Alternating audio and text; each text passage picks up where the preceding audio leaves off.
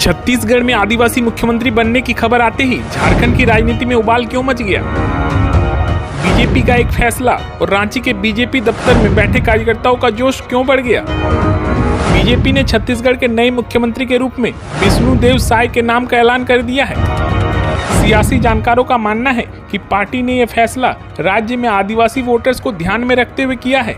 इससे पहले भी आदिवासी वोटर्स को साधने के लिए बीजेपी ने कई ऐलान किए थे। ऐसे में कहा जा सकता है कि बीजेपी ने एक सोची समझी रणनीति के तहत साय को मुख्यमंत्री के रूप में आगे किया है। छत्तीसगढ़ में आदिवासी वोटर काफी निर्णायक माने जाते हैं।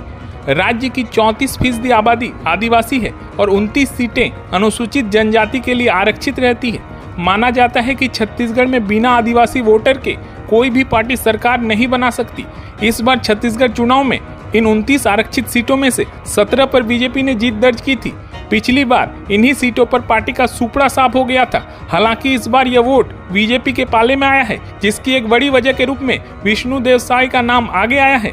इस बार बीजेपी ने रमन सिंह को सीएम के रूप में पेश नहीं किया था, जिसका फायदा भी पार्टी को हुआ। दरअसल सलवा जुड़ूम कार्यक्रम के दौरान आदिवासी वोटर्स 2018 में रमन सिंह से नाराज हो गए थे। यह कारण है कि पिछले विधानसभा चुनाव में लोगों ने बीजेपी को वोट नहीं दिया था। इस बीच ने देश को पहला आदिवासी राष्ट्रपति भी दिया और द्रौपदी मुर्मू को देश के सर्वोच्च पद पर बैठाया। इतना ही नहीं, केंद्र सरकार ने देश भर में आदिवासी समाज के लिए कई और काम भी किए हैं और कई योजनाएं भी पेश की है। आपको यहाँ यह भी बता दें कि छत्तीसगढ़ चुनाव से ठीक पहले 15 नवंबर को बिरसा मुंडा की जयंती जनजातीय गौरव दिवस के अवसर पर झारखंड के खूंटी जिले से जनजातीय समूह के लिए विकास मिशन की योजना का शुरुआत कर एक बड़ी सौगात बीजेपी ने दिया था, जिसका असर चुनाव में भी दिखा। ऐसे में अब छत्तीसगढ़ में आदिवासी मुख्यमंत्री बनाकर बीजेपी ने झारखंड को अगला टारगेट बना लिया है। आपको बता दें कि लोकसभा चुनाव के ठीक बाद नवंबर-दिसंबर में झारखंड में भी विधानसभा चुनाव होने हैं। इन तमाम राजनीतिक घटनाक्रमों के बाद अब जाहिर है झारखंड में भाजपा को बूस्टर डोज मिल गया है